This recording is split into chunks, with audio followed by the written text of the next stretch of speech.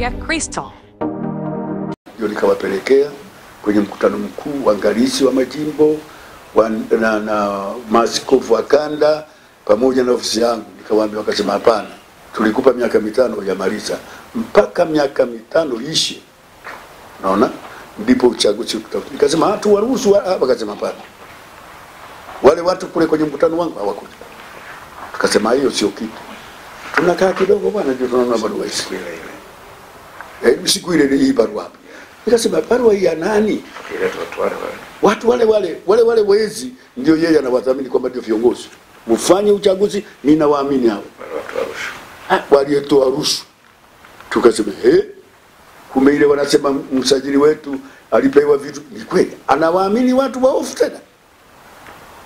Ndio kamati kuu yangu ya kanisa langu jipya tulionalo wakakataa kwa pamoja kwamba hapana, uchaguzi wetu ni miaka 5 imalize na tutafanya uchaguzi. Tumekaa kidogo ndio tunapata barua kutoka kwake. Msajili anasema msipofanya hivi, baada ya kumjibu barua lake. Na tulimjibu kabisa kwamba hatutafanya. Amaleta ndio barua juzi ya tarehe 6.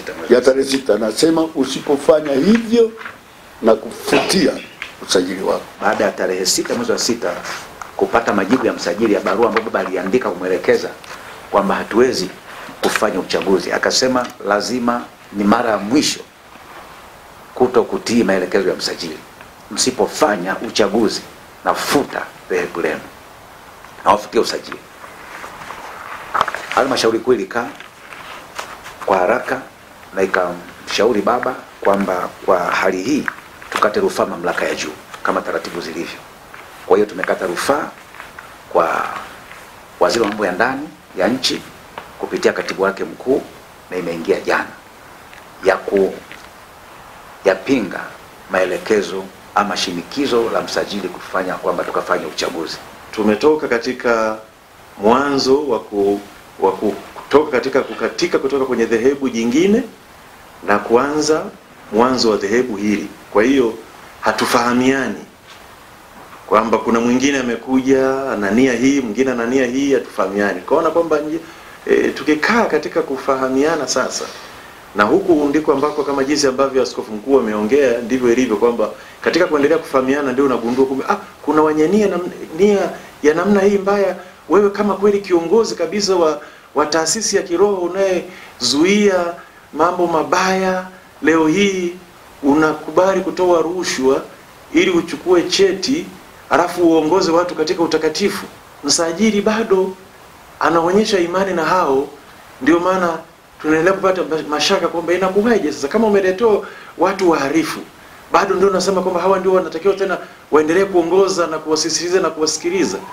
Kuna nini tena katikati hapo? Tulikubaliana kwa pamoja kwamba uchaguzi tutafanya baada ya miaka 5.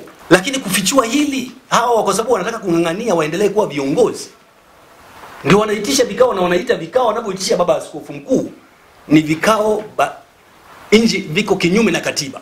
Alafu vya kwao kwa barua za msajili inaonekana vinalalishwa kama ni vikao halali. Uhalali umepatikana wapi? Kwa katiba yetu sisi inasema mwenyekiti wa vikao vyote kuanzia halmashauri kuu, baraza la waangalizi, vikao vya kurugenzi, mwenye kusimamia vikao hivyo vyote ni askofu mkuu. Ni vizuri kuwa waaminifu. Biblia, misingi yetu ya imani na misingi ya katiba ya nchi yetu ya Tanzania inapinga na kukataa rushwa kwa nguvu zote. Baba wa taifa Mwalimu Julius Nyerere akasema rushwa ni adui wa haki. Biblia inasema rushwa upofusha macho. Kama katibu wa bodi ya wadhamini tunaungana kabisa na baba yetu, na hatutafumbia macho rushwa kwa gharama yoyote, ili kulinda kanisa lenye msimamo na nchi yenye msimamo. Mungu ibariki kanisa letu ya GGCI, Mungu ibariki taifa letu la Tanzania.